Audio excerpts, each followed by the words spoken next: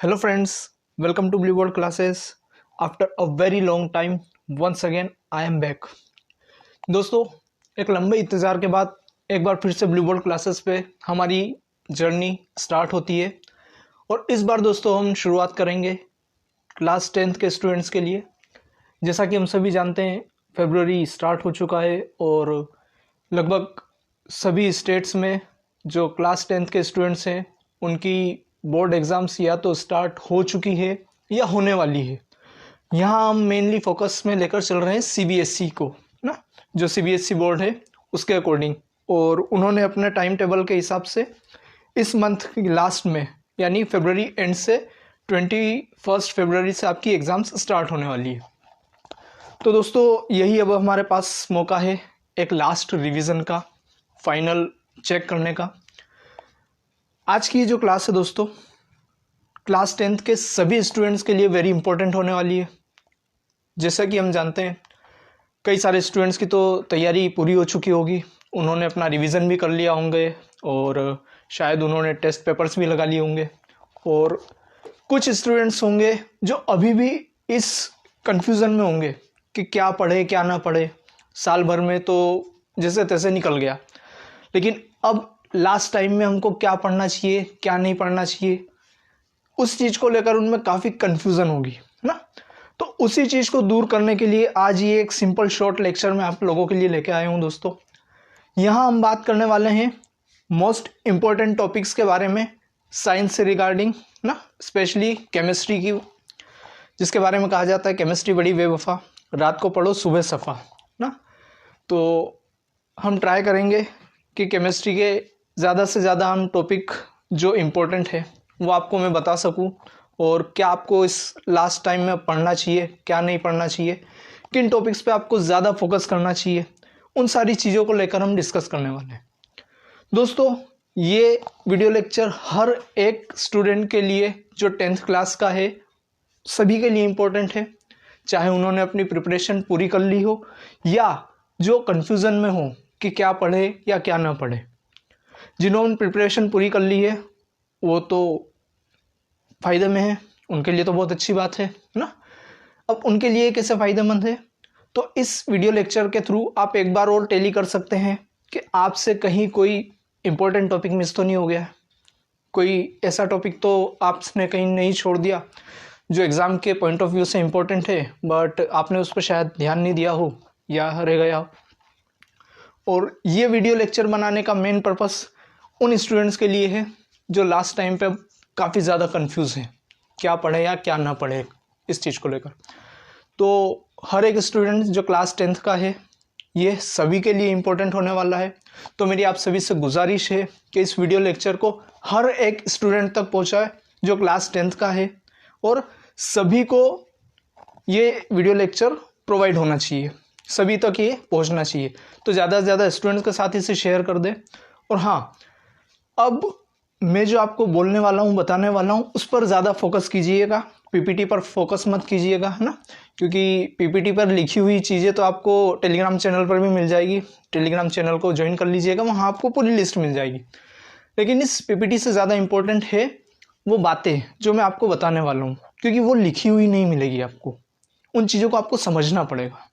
Okay, तो आइए शुरुआत करते हैं, अब ज़्यादा टाइम वेस्ट ना करते हुए, क्योंकि हमारे पास ऑलरेडी अब टाइम बहुत कम है ना। तो लेके प्रभु का नाम करते हैं क्लास की शुरुआत।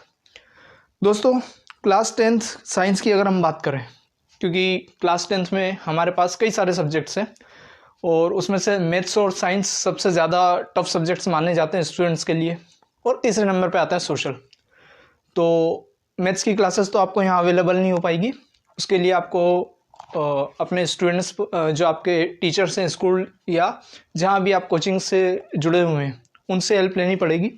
लेकिन हाँ, मैं आपसे वादा करता हूँ कि आपको साइंस और सोशल की दोनों सब्जेक्ट्स के सारे इम्पोर्टेंट और इन दोनों सब्जेक्ट से जुड़ी हुई जितनी भी हेल्प है आपको सारी इस चैनल पर प्रोवाइड करने की मैं पूरी कोशिश करूँगा। यदि आपके कोई क्वेश्चंस हैं तो आप वो मुझे टेलीग्राम चैनल पर भी भेज सकते हैं, और नीचे जो कमेंट सेक्शन है उसमें भी आप क्वेश्चंस डाल सकते हैं। मैं आपको ट्राई करूँगा आपके क्वेरीज जो है वो जल्दी से जल्दी सॉल्व कर सकूँ। दोस्तों जानते हैं कि हम साइंस जो है 3 पार्ट्स में डिवाइड है, फिजिक्स, केमिस्ट्री एंड बायोलॉजी। विज्ञान में हमको 3 विषय पढ़ने होते हैं, फिजिक्स, केमिस्ट्री और बायोलॉजी।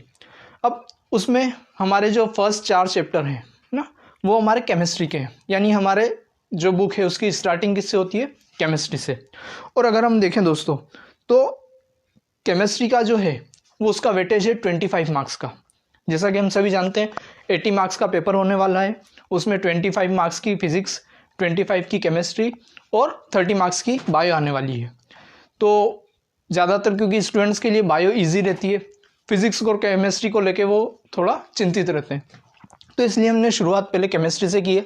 सेकेंड लेक्चर आपका फिजिक्स का आएगा और थर्ड और लास्ट लेक्चर आपका होगा बायोलॉजी का। तो दोस्तों 25 मार्क्स की बात है, अब आप कितने निकाल सकते हो ये डिपेंड करेगा आपकी पढ़ाई के ऊपर, कि आपने कितना पढ़ा है और कितना याद रखा है। एक चीज़ और मैं आज स्टूडेंट्स को आपको बोलना चाहूँगा कि अब कोई भी नई चीज़ मत पढ़िएगा, कोई नए नोट्स मत उठाइएगा, ठीक है। इसीलिए मैं यहाँ आपको सिर्फ टॉपिक्स बताऊँगा आज कि कौन से टॉपिक इम्पोर्टेंट है और कौन से नहीं। मैं आपको कोई नया स्टडी मटेरियल प्रोवाइड नहीं करने वाला हूँ। तो अब आपको सिर्फ और सिर्फ फोकस करना है रिवीजन पर। बार बार मल्टीपल टाइम आप रिवीजन कीजिए। हाँ, क्वेश्चंस आप अलग अलग बुक्स से, अलग अलग सेट से जितने आप क्वेश्चन सॉल्व करेंगे उतना ज़्यादा आपके टॉपिक पर, आपके सब्जेक्ट पर पकड़ मजबूत होगी। लेकिन ऐसा नहीं, क्योंकि एंड टाइम पर मार्केट में कई तरह के नए नए नोट्स आ जाते हैं, 20s आ जाती है, कई तरह की बुक्स आ जाती है, तो स्टूडेंट्स उनके पीछे कोई ये बुक लेके आ गया, कोई दूसरी बुक लेके आ गया, और वो अपना वो स्टडी मटेरियल जो पहले से पढ़ रहे थे उसको छोड़कर इन बुक्स को पढ़ने लगते हैं। तो दोस्तों ये काम मत कीजिएगा, ये आपको भटकाने का काम करेगा। इसलिए मैं आपको यही आपको कहूँगा कि आप अब नए नोट्स की बजाय जो आपने नोट्स खुद के बनाए हैं या जिन नोट्स से आप पहले पढ़ रहे थे उन्हीं को पढ़ने पर फोकस कीजिएगा। दोस्तों शुरुआत करते हैं आज की क्लास की, ठीक है। Class 10 science, important topic of chemistry, 25 marks की बात है, ठीक है। तो आइए शुरू करते हैं क्लास को। सबसे पहला हमारा जो चैप्टर है, चैप्टर फर्स्ट, उसका नाम है chemical reactions and equations, okay. दोस्तों हर एक जो चैप्टर है उसके नाम में ही उसको डिटेल, या वो हमसे क्या चाह रहा है, वो हमको क्या बताना चाह रहा है, उस चैप्टर में हम क्या पढ़ेंगे उसके बारे में हमको जानकारी मिलती है। तो अगर हम चैप्टर फर्स्ट की टाइटल को देखें तो टाइटल है हमारा केमिकल रिएक्शंस एंड इक्वेशंस, ठीक। तो यहाँ हमको 2 चीज़ें देखने को मिलेगी। फर्स्ट तो है केमिकल रिएक्शंस और सेकंड जो है हमारा पार्ट वो है इक्वेशंस का। वैसे भी दोस्तों केमिस्ट्री विदाउट इक्वेशंस अधूरी है, तो यहाँ पर हमारा जो मेन फोकस रहेगा, जैसे आपने क्लास 9th में पढ़ा होगा तो वहाँ आपको इक्वेशंस नहीं थी, क्लास 9th में आपने कोई इक्वेशंस नहीं पढ़ी थी, ओके। लेकिन यहाँ से अब हमारी केमिस्ट्री जो है वो एक्चुअल केमिस्ट्री स्टार्ट होती है क्लास 10 से। तो यहाँ आपको केमिकल रिएक्शंस के टाइप्स देखने होंगे, ठीक है। इसके लिए अब आपको क्या क्या पता होना चाहिए, याद रखिए।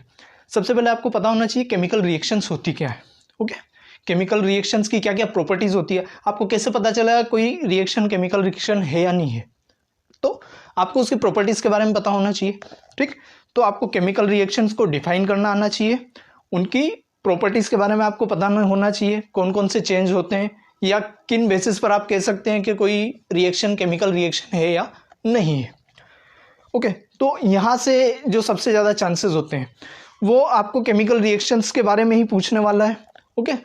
आपको बुक में कई तरह की केमिकल रिएक्शंस दी हुई है, बट जो most important according to me, तो एक तो आपको कॉम्बिनेशन रिएक्शन अच्छे से कर लेना है विथ इक्वेशंस। याद रखना दोस्तों, केमिस्ट्री की जान होती है उसकी इक्वेशंस।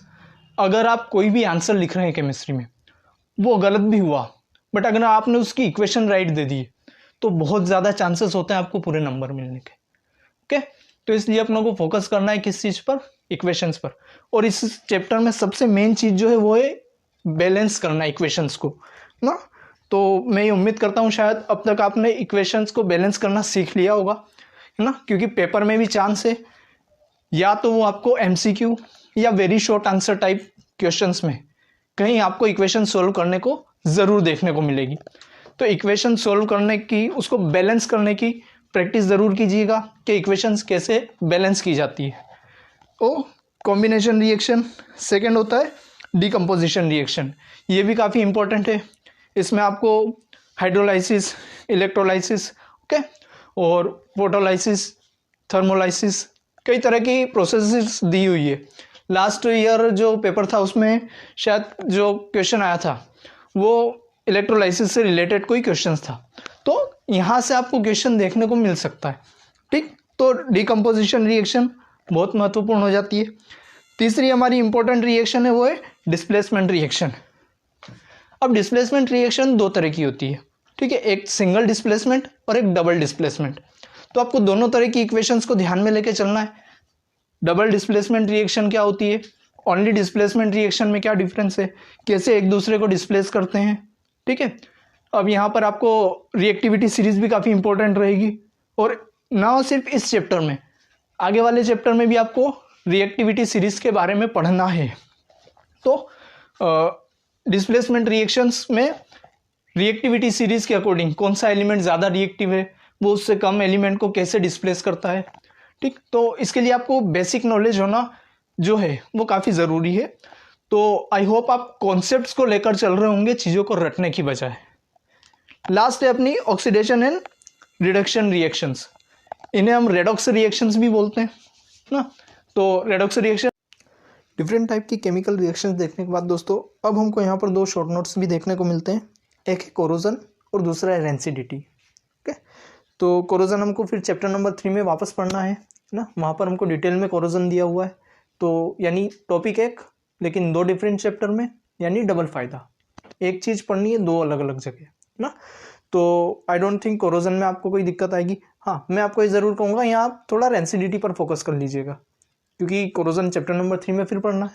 ओके, तो कोरोजन और रेंसिडिटी दो शॉर्ट नोट्स है जो आपको इस चैप्टर में क्या करने हैं, तैयार करने हैं। अब आ जाते हैं दोस्तों चैप्टर नंबर 2 पर। चैप्टर नंबर 2 की हम बात करें तो चैप्टर नंबर 2 का टाइटल है acids, bases and salts. Okay, हम अपनी डेली लाइफ में कई तरह के एसिड, बेस और सॉल्ट यूज़ करते हैं।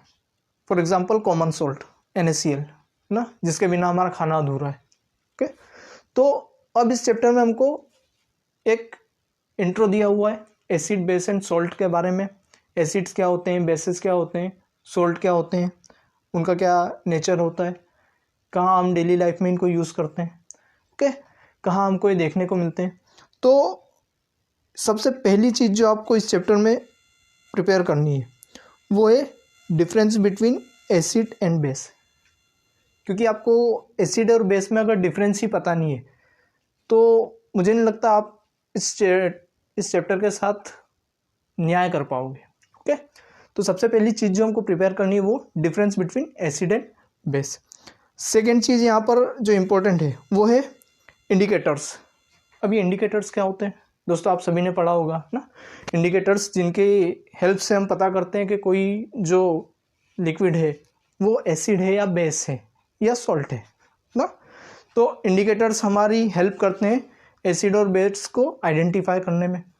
अब इंडिकेटर्स भी कई तरह के होते हैं, ठीक है, natural indicator, artificial indicator, universal indicators.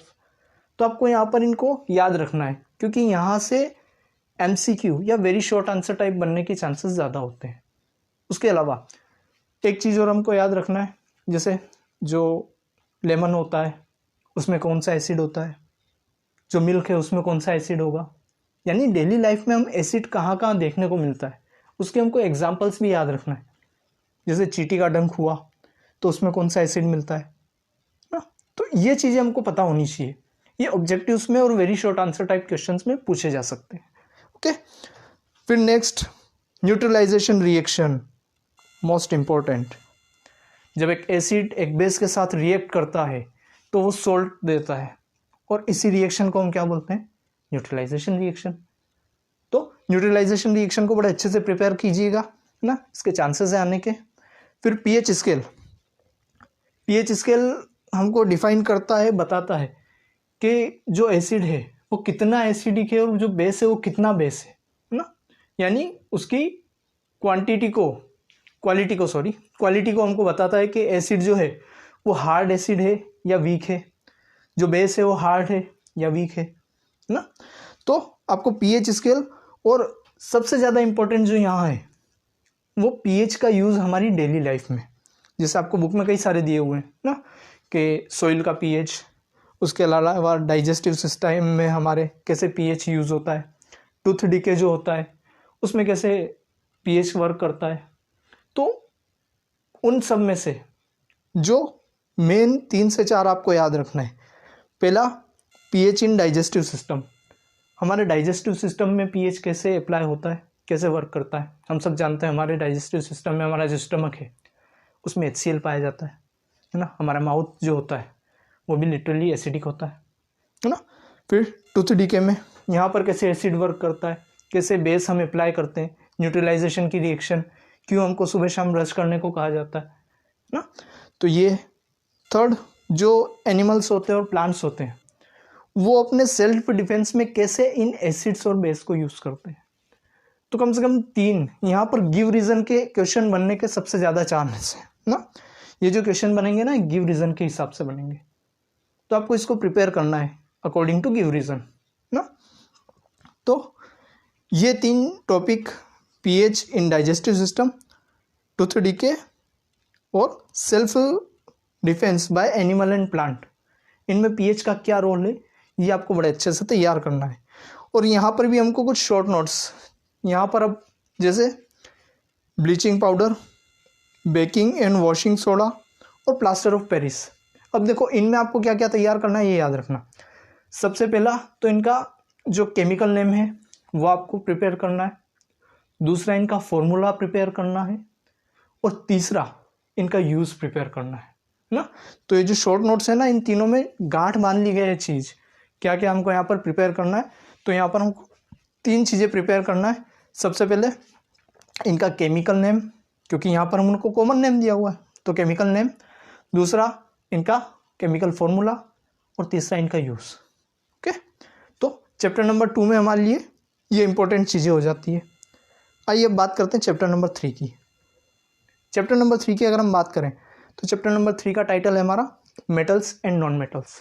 Okay, हमारे आसपास हम देखते हैं कई सारे मेटल हम अपने दिन भर में यूज़ करते हैं।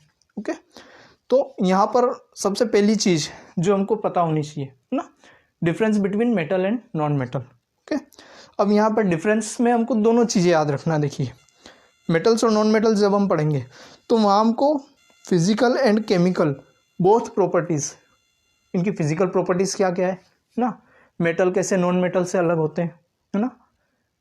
सोनोरस होगा मेटल, ब्रिटल होगा नॉन मेटल, जो मेटल है उसकी अलग शाइन होगी ना। वो जो मेटल्स हैं वो कैसे एसिड के साथ रिएक्ट करेंगे, नॉन मेटल कैसे करेंगे। तो यहाँ हमको इनकी केमिकल और जो फिजिकल दोनों प्रॉपर्टीज़ के बारे में पता होना चाहिए, क्योंकि जो क्वेश्चंस है यहाँ से गिव रीज़न से भी बन सकते हैं। ओके, फॉर एग्जांपल जैसे क्वेश्चन आपको दिया जा सकता है कि जो ऑर्नामेंट्स बनाते हैं हम उसमें गोल्ड का ही यूज़ क्यों करते हैं, जिसकी फिजिकल प्रॉपर्टी से रिलेटेड क्वेश्चन बन गया ना, इजीली मेलिएबल होता है, दैट इज़ द रीज़न हम उसका क्या करते हैं, यूज़ करते हैं। ओके, सिमिलरली केमिकल प्रॉपर्टीज से भी रिलेटेड क्वेश्चन आ सकता है कि जैसे दही हुई या खट्टी चीज़ें हुई तो हम उनको मेटल में क्यों नहीं रखते, मेटल के बर्तन में क्यों नहीं रखते। तो आपको क्वेश्चन का नेचर समझना पड़ेगा कि यहाँ से क्वेश्चन किस तरह अराइज होंगे। ओके, क्यों हम स्टेनलेस स्टील का यूज़ करते हैं बर्तन में ना। तो इस तरह से हमको क्वेश्चंस को फिजिकल प्रॉपर्टी और जो केमिकल प्रॉपर्टीज हम तैयार कर रहे हैं तो उसको इस तरह से हमको तैयार करना है कि हम वहाँ से कौन कौन से क्वेश्चंस अराइज हो सकते हैं उनके आंसर दे सकें। फिर जैसे मैंने आपको कहा था रिएक्टिविटी सीरीज, क्योंकि कौन सा मेटल कितना रिएक्टिव है इसी बेसिस पर उसका फ्यूचर डिसाइड होता है। ओके, जैसे आप में से जो स्टूडेंट्स ज़्यादा एक्टिव हैं, जो पहले से स्टडी कर रहे हैं, उनके मार्क्स बेसिकली अच्छे आएंगे, और जिनकी नींद लास्ट खुल रही है ना, जो लास्ट मौके पे चौका मारने वाले हैं, वो शायद उतना बेहतर परफॉर्म ना कर पाए। तो रिएक्टिविटी सीरीज हमको यहाँ पर भी वर्क आएगी। और हाँ, रिएक्टिविटी सीरीज ट्राई कीजिएगा, आपको याद रहे है ना, सोडियम से लेकर गोल्ड तक पूरी रिएक्टिविटी सीरीज आपको पता होनी चाहिए, क्योंकि कई बार एमसीक्यूज में वो आपसे रिएक्टिविटी सीरीज ही पूछ लेगा, 4 ऑप्शन दे देगा सीरीज में जमा के, बताओ कौन सा सही है या कौन सा गलत है। तो आपको रिएक्टिविटी सीरीज पता होना चाहिए। फिर नेक्स्ट जो अपना यहाँ पर टॉपिक है इस चैप्टर में, मैं बहुत ज़्यादा डिटेल में नहीं जाऊँगा ना, क्योंकि अब ना मुझे डिटेल में बताने का टाइम है ना आपके पास पढ़ने का टाइम है इतना। ओके, सो मैं आपको सिर्फ यहाँ एक ओवरव्यू दे रहा हूँ कि क्या इंपॉर्टेंट है। ऑक्यूरेंस ऑफ मेटल, बहुत ज़्यादा आप इस पर फोकस नहीं भी करेंगे ना तो भी चलेगा, ऑक्यूरेंस ऑफ मेटल के बारे में। ठीक, फिर नेक्स्ट है corrosion and prevention of corrosion, जो मैंने कहा था ना चैप्टर नंबर फर्स्ट में, हमने चैप्टर नंबर फर्स्ट में भी कोरोजन देखने को मिलता है और यहाँ भी कोरोजन ना, और यहाँ हमको कोरोजन को बड़े अच्छे से पढ़ना है, डिटेल में पढ़ना है और अच्छे से प्रिपेयर कर लीजिएगा इस टॉपिक को, किसका आने के चांसेस बहुत ज़्यादा है, या तो वो कोरोजन पे आ जाएगा या उसकी प्रिवेंशन मेथड से रिलेटेड क्वेश्चन पूछ लेगा ना। तो ये अपनों को बड़े अच्छे से तैयार करना है कोरोजन। अब यहाँ कुछ शॉर्ट नोट्स हैं, आपने बुक में देखा होगा कुछ येलो कलर के आपको जो ब्लॉक्स बने हुए हैं, उसमें कुछ एडिशनल इन्फॉर्मेशन दी होती है, उनको कभी मिस मत कीजिएगा, वो बहुत ज़्यादा इंपॉर्टेंट होती है ना। तो अगर हम यहाँ देखें तो आपको कुछ शॉर्ट नोट्स जो हैं इस चैप्टर से तैयार करने, जैसे एक्वारेजिया। ओके, एक्वारेजिया क्या होता है आपको शॉर्ट में बुक में दिया हुआ है। उसके अलावा गैल्वेनाइजेशन, ओके, जो कोरोजन होता है उससे प्रिवेंशन की एक मेथड होती है, क्या होता है गैल्वेनाइजेशन, उसमें क्या हम यूज़ करते हैं, कैसे अदर जो प्रिवेंशन मेथड है उससे ज़्यादा बेटर है ना। तो इसको आपको तैयार कर लेना है। और एक आपको तैयार करना है ओर्स एंड एलोइस, ये भी हमारे लिए क्या इम्पोर्टेंट है। तो ये हमारी चैप्टर नंबर 3 से रिलेटेड कुछ इंपॉर्टेंट टॉपिक्स थे ना, जहाँ पर हमको मेटल नॉन मेटल में डिफरेंस, फिजिकल प्रॉपर्टीज़ और केमिकल प्रॉपर्टीज़ बड़े अच्छे से कर लेना है, क्योंकि यहाँ से क्वेश्चन आने के चांस सबसे ज़्यादा है ना। उसके अलावा रिएक्टिविटी सीरीज हमको याद होनी चाहिए, occurrence of metal not so important but पढ़ लेंगे तो फ़ायदा आपका है। उसके अलावा कोरोजन वेरी इंपॉर्टेंट, और कुछ शॉर्ट नोट्स हमको जो प्रिपेयर करना है, एक्वारेजिया, गैल्वेनाइजेशन, ओर्स, एलोइस, ये वेरी शॉर्ट आंसर टाइप या शॉर्ट आंसर टाइप क्वेश्चंस में आपसे पूछे जा सकते हैं। आइए अब बात करते हैं हमारे लास्ट चैप्टर नंबर 4 की, जो कि हमारा सबसे इम्पोर्टेंट टॉपिक है ना, सबसे इम्पोर्टेंट चैप्टर है अगर हम ऐसा कहें। Chapter number 4 carbon and its compound, यहाँ से आपकी ऑर्गेनिक केमिस्ट्री की शुरुआत होती है ना। अब तक हमने जो पढ़ा था उसमें कहीं भी ऑर्गेनिक नहीं था, ये हमारी ऑर्गेनिक केमिस्ट्री की इसका स्टार्टिंग है। तो अगर हम बात करें तो यहाँ सबसे पहले हमको कार्बन के बारे में पता होना चाहिए। ओके, कार्बन का कैसा नेचर है, ओके, क्यों कार्बन इतना इम्पोर्टेंट होता है। लगभग हम सारी चीज़ें हमारे आसपास देखें तो कहीं ना कहीं कार्बन प्रेजेंट है ना, हमारी बॉडी में, हमारे आसपास जितनी चीज़ें हम यूज़ कर रहे हैं एटमॉस्फेयर में, अलग अलग रूपों में कार्बन हमारे आसपास हमेशा प्रेजेंट होता है। तो यहाँ पर हमको पढ़ना है कार्बन और उसका नेचर ना। कई बार कुछ सिंपल क्वेश्चंस भी आ जाते हैं ना, हम कठिन चीज़ें पढ़ने में इतना बिजी हो जाते हैं कि सिंपल चीज़ों का हम आंसर नहीं दे पाते। जैसे वैलेंसी ऑफ कार्बन कितनी होती है ना, 4, ये तो अपन को याद रखना है ना बहुत ज़्यादा। एक चीज़ और आपको मैं सजेस्ट करना चाहूँगा है ना, कि अब आप जो भी आप बुक्स पढ़ रहे थे ना, जो भी आपने नोट्स वगैरह पढ़े अच्छी चीज़ है, लेकिन अब आप चीज़ों में बहुत ज़्यादा डिटेल में जाने की कोशिश मत कीजिएगा। अब आपको सिर्फ और सिर्फ लेके किस चीज़ को चलना है, आपकी एनसीईआरटी, क्योंकि एट द एंड बेस हमारा एनसीईआरटी ही है। और जो सीबीएसई क्वेश्चन बना के हमारे पास आएंगे वो एनसीईआरटी बेस्ड ही आएंगे। जो आपके पास रेफरेंस बुक्स हैं ना, रेफरेंस बुक्स में कई बार चीज़ें बहुत ज़्यादा डिटेल में दे दी जाती है, जिसकी अभी हमें अब ज़रूरत नहीं है ना, वो हमारे आगे काम आएगी नेक्स्ट टाइम।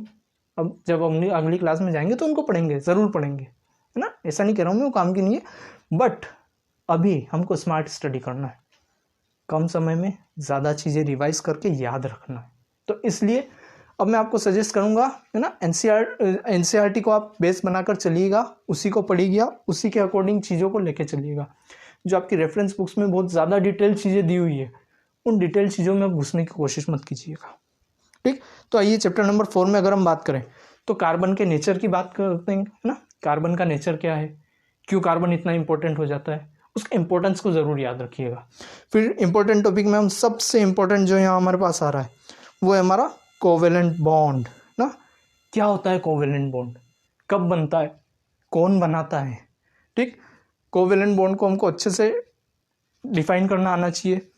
पता होना चाहिए कब बनता है ना, कैसे बनेगा, क्यों बनेगा, और ये कितने टाइप के होते हैं। कोवेलेंट बॉन्ड जो होते हैं वो कितने टाइप के होंगे, सिंगल होगा, डबल होगा, ट्रिपल होगा, तो हमको पता होना चाहिए कि कोवेलेंट बॉन्ड। और इनके कुछ एग्जाम्पल ज़रूर याद रखिएगा।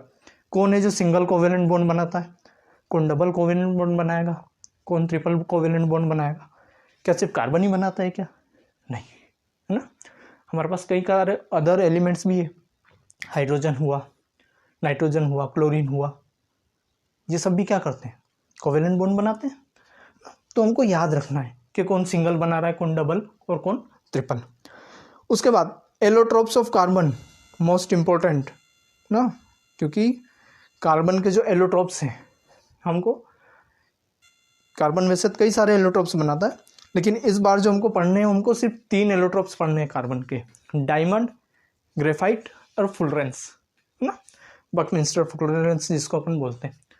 तो उनमें भी अगर आप मेरी माने तो हमको जिन 2 पे सबसे ज़्यादा फोकस करना है वो है डायमंड और ग्रेफाइट। ट्राई कीजिएगा दोनों में डिफरेंस भी आप याद रख सको। डायमंड जो सबसे हार्डेस्ट सब्सटेंस है अर्थ का, उससे ज़्यादा हार्ड कुछ भी नहीं होता। वहीं अगर हम देखें जो ग्रेफाइट है वो काफ़ी स्मूथ होता है ना। अब है दोनों एलोट्रोप कार्बन की, दोनों का केमिकल कंपोजिशन कार्बन ही है, पर उसके नेचर में कितना डिफरेंस है ना। तो एलोट्रोप्स को ज़रूर याद रखिएगा। उसके बाद अगर अपन बात करें next, saturated and unsaturated carbon compounds, या हम डायरेक्टली कहें हाइड्रोकार्बन्स जो हैं, अब हमको यहाँ से पढ़ना स्टार्ट करेंगे और यहीं से हमारी इम्पोर्टेंट जो है ना, जो ऑर्गेनिक केमिस्ट्री है वो स्टार्ट हो जाती है। इथेन, मीथेन, प्रोपेन, ये सारी चीज़ें अब हमको पता होना चाहिए ना। तो यहाँ पर हमको सेचुरेटेड और अनसेचुरेटेड कार्बन कंपाउंड्स को अच्छे से तैयार कर लेना है ना। उनके फंक्शनल ग्रुप्स हमको याद होना चाहिए, एल्डिहाइड कब होगा, कीटोन कब होगा ना, डिफरेंट ग्रुप जो होते हैं वो कैसे वर्क करते हैं, उनकी क्या पहचान है, ये हमको या पता होना चाहिए अब ना। फिर उसके बाद अगर हम देखें तो chemical properties of carbon compound, जो कार्बन कंपाउंड होते हैं उनकी कौन कौन सी केमिकल प्रॉपर्टीज होती है। कंबशन हुआ, ओके, तो कैसे वर्क करता है ये, तो इसकी केमिकल प्रॉपर्टीज के बारे में हमको क्या होना चाहिए, पता होना चाहिए। अब यहाँ पर कुछ शॉर्ट नोट्स जो है हमको प्रिपेयर करने हैं। Isomers, ethanol and ethanoic acid, ये तीनों एज ए शॉर्ट फॉर्म, इनकी रिएक्शंस किसके साथ ये कैसे रिएक्ट करते हैं, आइसोमर्स क्या होते हैं, आइसोमेरिज्म क्या होता है, ये ज़रूर शॉर्ट नोट की फॉर्म में तैयार कर लीजिएगा। फिर सोप और डिटर्जेंट दोनों में क्या डिफरेंस होता है, कैसे ये वर्क करते हैं, स्पेसिफिकली सोप जो होता है वो क्लिनजिंग एक्शन कैसे शो करता है, ये मोस्ट इम्पोर्टेंट है ना। मिसल्स का जब फॉर्मेशन करता है तो कैसे मिसल फॉर्मेशन होता है, और कैसे ये जो दाग होते हैं कपड़ों में, दाग अच्छे हैं है ना, तो कैसे दाग को हटा देते हैं, ये चीज़ हमको पता होना चाहिए। आई नो अभी ये टाइम बहुत ज़्यादा इम्पोर्टेंट है, एक एक सेकेंड, इसलिए मैं दोस्तों आपका ज़्यादा टाइम नहीं लूँगा, क्लास को यहीं एंड करूँगा। और फिर से कहूँगा दोस्तों, ज़्यादा से ज़्यादा रिवीजन कीजिए, नया पढ़ने के बजाय आप ज़्यादा से ज़्यादा रिवाइज कीजिए। अगर आपको लगा कि क्लास इम्पोर्टेंट थी तो इसको लाइक कीजिएगा। जितने भी आपके फ्रेंड सर्कल है क्लास 10th का, उनके साथ इसे शेयर कीजिएगा। और ऐसे ही एजुकेशनल वीडियोस देखने के लिए चैनल को सब्सक्राइब कर लीजिएगा। आज ही केमिस्ट्री की हमारी फर्स्ट क्लास थी, ऐसी 2 क्लासेस और आएगी, एक क्लास फिजिक्स की और एक हमारी बायोलॉजी की, जहाँ हम फिजिक्स और बायोलॉजी के इंपॉर्टेंट टॉपिक्स लेकर आएंगे। ओके दोस्तों, so thank you very much and keep study. Good bye.